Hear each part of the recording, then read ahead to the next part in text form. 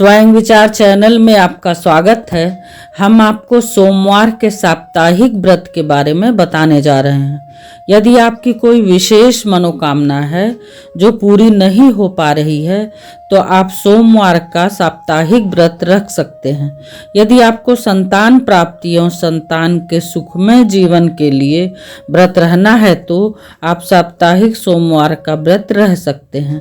सोमवार का व्रत रहने से आपका मन शांत रहेगा, आपके जीवन साथी पर भी अच्छा प्रभाव पड़ेगा, आपको मनचाहे संतान की प्राप्ति होगी।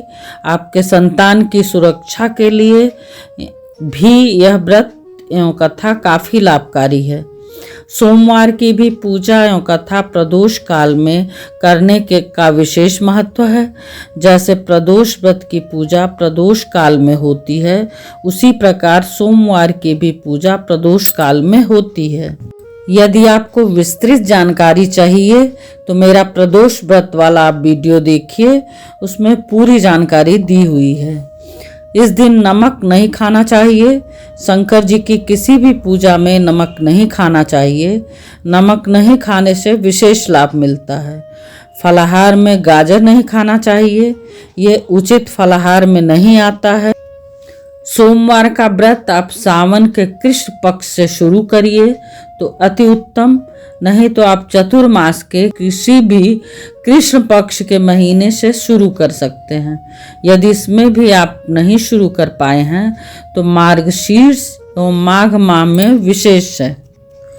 चैत्र का महीना भी व्रत शुरू करने के लिए अच्छा है। खरमास एवं अधिक मास को छोड़कर आप किसी भी महीने के कृष्ण पक्ष से सोमवार का व्रत शुरू कर सकते हैं। सोमवार के साप्ताहिक व्रत की विधि। प्रातःकाल व्रतकर्ता को चाहिए कि नित्य कर्म से निवृत्त होकर उत्तर दिशा की ओर बैठ आचमन और प्राणायाम करे। फिर सूर्य देव को अर्घ्य दे।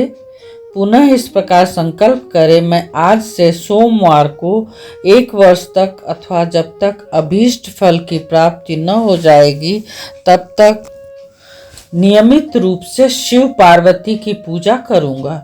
ऐसा करने के बाद गणेश जी का पूजन करके शंकर पार्वती का ध्यान करे। फिर ओम ह्रीं ह्रीं श्रीं मंत्र से अर्घ्य प्रदान करे। तदनंतर विधिवत पूजन करके ओम उमा सहित शिवाय नमः मंत्र का 108 बार जप करे तथा भगवान की स्तुति करे। इस व्रत को स्त्री पुरुष बाल वृद्ध जो कोई भी भक्ति पूर्वक करता है उसके सभी मनोरथ सिद्ध हो जाते हैं। रोगी रोग से रहित हो जाता है, निर्धन धनवान होता है, विद्या चाहने वाले को विद्या की प्राप्ति होती है, संतान के इच्छुक को संतति की प्राप्ति होती है। जो कोई भी आपकी मनोकामना पूरी नहीं हो रही है वो पूरी हो जाएगी। अभीष्ट सिद्धि के लिए सोमवार का व्रत काफी लाभप्रद है। सोमवार के व्रत की कथा इस प्रकार है। निसंतान वैश्य की कथा। प्राचीन समय में किसी नगर में एक वैश्य रहता था। वह वैश्य बहुत ही धनी था। उसे किसी बात का कष्ट न था, परंतु उसके पास विशाल वैभव होते हुए भी उसे कोई संतान न थी, जिसके कारण वह वैश्य हमेशा दुखी रहा करता था। वह वैश्य भगवान शिव का अनन्य उपासक था।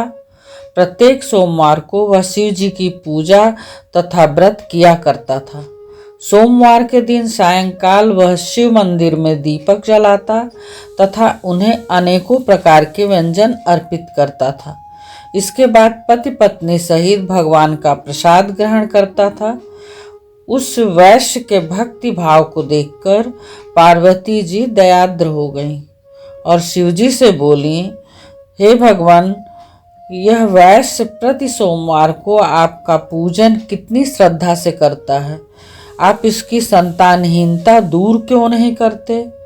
पार्वती जी की बात सुनकर शिव जी ने कहा, हे देवी, इस वैश्य को संतान का न होना इसके पूर्व जन्मों का फल है और वह अपने कर्मों का फल भुगत रहा है। पार्वती जी ने कहा, हे भगवान, यदि आप अपने भक्तों का कष्ट दूर नहीं करेंगे तो भक्त जन आपकी पूजा आराधना क्यों करेंगे, इसलिए आप उसे अवश्य ही पुत्रवान बनाइए। पार्वती जी के उत्तर में शिवजी ने कहा, देवी, मैं तुम्हारे आग्रह से उसे पुत्र प्राप्ति का वर देता हूँ, परंतु उसके भाग्य में पुत्र सुख न होने से वह पुत्र केवल 12 वर्ष तक ही जीवित रहेगा। कुछ काल के अनंतर भगवान शिव की कृपा से वैश्य पत्नी गर्भवती हुई और 10वें मास उसे पुत्र रत्न की प्राप्ति हुई। पुत्र उत्पन्न होने से वैश्य के घर में अत्यंत आनंद मनाया गया, परंतु फिर भी वह वैश्य निश्चिंत न हो सका, क्योंकि वह जानता था कि वह पुत्र केवल 12 वर्ष तक ही मेरे साथ रहेगा। वो अपनी पूजा भक्ति से इतना प्राप्त कर चुका था कि वो शंकर पार्वती जी की बातें सुन सकता था। इस प्रकार आनंद मंगल में 11 वर्ष का समय बीत गया। एक दिन उसकी माता ने पति से पुत्र विवाह के लिए आग्रह किया। वैश्य ने अपनी पत्नी से कहा, अभी विवाह की क्या चिंता है, अभी तो मैं इसे काशी में विद्या अध्ययन के लिए भेजना चाहता हूँ। पत्नी से ऐसा कहकर उस वैश्य ने लड़के के मामा को बुलाया और उसे बहुत धन देकर कहा, तुम अपने इस भांजे को पढ़ने के लिए काशी में ले जाओ, परंतु एक बात याद रखना कि मार्ग में ब्राह्मणों को भोजन दक्षिणा देते तथा यज्ञ करते हुए जाना। इस प्रकार घर से वे दोनों विदा होकर रास्ते में ब्राह्मणों को भोजन दक्षिणा देते तथा यज्ञ करते हुए एक नगर में पहुंच गए। संयोग से उस नगर के राजा की कन्या का विवाह उसी दिन था। कन्या अत्यंत सुंदर तथा सुलक्षणा थी, परंतु जिस राजकुमार से विवाह होने वाला था वह एक आंख का काना था। वर के पिता को इस बात की बहुत चिंता थी। जब उसने वैश्य के सुंदर पुत्र को देखा तो उसने उसके मामा से कहा, यदि आप अपने भांजे को कुछ समय के लिए मुझे दें तो आपकी बड़ी कृपा होगी। विवाह के पश्चात मैं इसे आपके पास वापस भेज दूंगा और आपको बहुत सा धन दूंगा। वर के पिता के इस प्रस्ताव से वह सहमत हो गया और अपने भांजे को नकली वर बनाकर विवाह मंडप में भेज दिया। विवाह कार्य विधिवत संपन्न हुआ, परंतु जब वैश्य पुत्र सिंदूर दान करके वापस लौटने लगा तो उसने राजकुमारी की साड़ी के एक छोर पर लिख दिया कि हे प्रिय, तुम्हारा विवाह मुझ वैश्य पुत्र के साथ हुआ है। अब मैं पढ़ने के लिए काशी जा रहा हूँ। अब तुम्हें एक नकली वर के साथ विदा होना पड़ेगा, जो कि एक आंख से काना है और तुम्हारा पति नहीं है। इतना लिखकर वह वैश्य पुत्र चला गया। विदाई के समय जब राजकुमारी ने अपनी साड़ी पर वैश्य पुत्र द्वारा लिखित बात पढ़ी तो उसने राजकुमार के साथ जाने से अस्वीकार कर दिया और उत्तर में कहा, यह मेरा पति नहीं है, मेरा पति तो वैश्य पुत्र है, जो इस समय पढ़ने के लिए काशी चला गया है। राजकुमारी की बात सुनकर उसके माता पिता बहुत ही सोच में पड़ गए और वर के पिता द्वारा किए छल से दुखी हुए और कन्या को विदा न किया। बारात खाली हाथ वापस लौट गई। उधर वे दोनों वैश्य काशी पहुंच गए। वहां जाकर वैश्य पुत्र विद्या अध्ययन तथा उसका मामा यज्ञ संपादन में लगा। इस प्रकार कुछ ही दिनों बाद उस लड़के के 12 वर्ष पूरे हो गए। उस दिन यज्ञ हो रहा था। लड़के ने अपने मामा से कहा, आज मेरी तबीयत ठीक नहीं जान पड़ रही है, इसलिए मैं सोने के लिए जा रहा हूँ। ऐसा कहकर वह लड़का चला गया।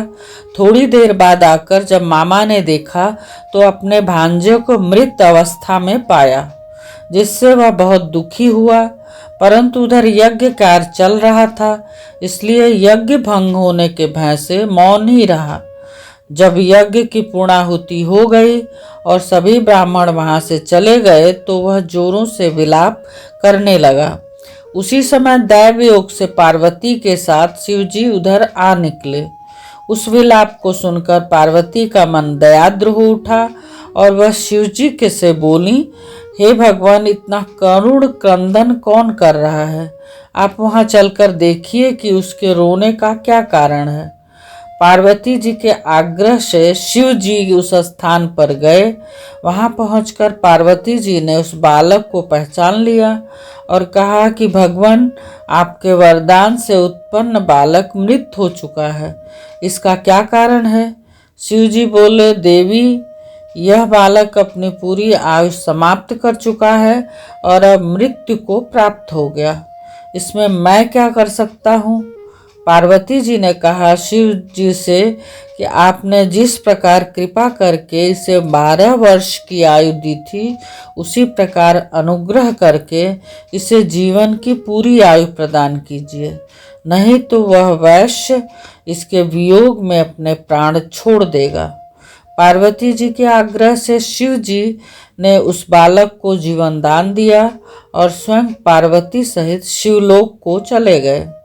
इधर शिवजी के वरदान पाकर वह बालक जी उठा और कुछ दिनों के बाद अपने मामा के साथ अपने नगर को प्रस्थान किया। वहां से चलकर पुनः उसी नगर में आया जहां उसका विवाह राजकुमारी के साथ हुआ था। वहां उसने यज्ञ कराकर ब्राह्मणों को भोजन दक्षिणा दिया। ब्राह्मणों द्वारा राजा को सूचना मिली कि काशी से एक वैश्य पुत्र आया है जो ब्राह्मणों को भोजन दक्षिणा दे रहा है। राजा उसे देखने के लिए गए। वहां जब राजा ने प्रत्यक्ष रूप से अपने दामाद को देखा तो उसकी खुशी का ठिकाना न रहा। वह आदर पूर्वक अपने महल में ले आया। कुछ दिनों तक आदर भाव करने के बाद अपनी पुत्री को अत्यंत धन देकर विदा किया। वह वैश्य पुत्र अपनी पत्नी और मामा के साथ अपने नगर की ओर चला। जब सब लोग घर के समीप पहुंचे तो उसके मामा ने कहा, तुम लोग यहीं रुको, मैं घर जाकर आने की खबर देता हूँ।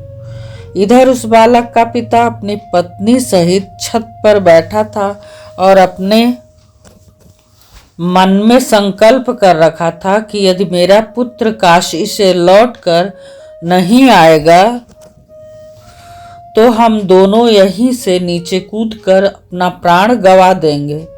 जब लड़के के मामा ने जाकर कहा कि तुम्हारा पुत्र विद्या अध्ययन करके अपनी पत्नी को साथ लेकर कुशल पूर्वक वापस आ गया है तो माता पिता के आनंद की सीमा न रही।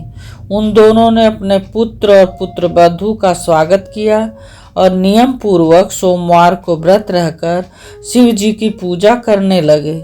जो व्यक्ति सोमवार को व्रत रहकर श्रद्धा पूर्वक शिव पूजन करते हैं, इस कथा को पढ़ते और सुनते हैं, वे निश्चय ही सभी कष्टों से मुक्त होकर मनवांछित फल को प्राप्त करते हैं।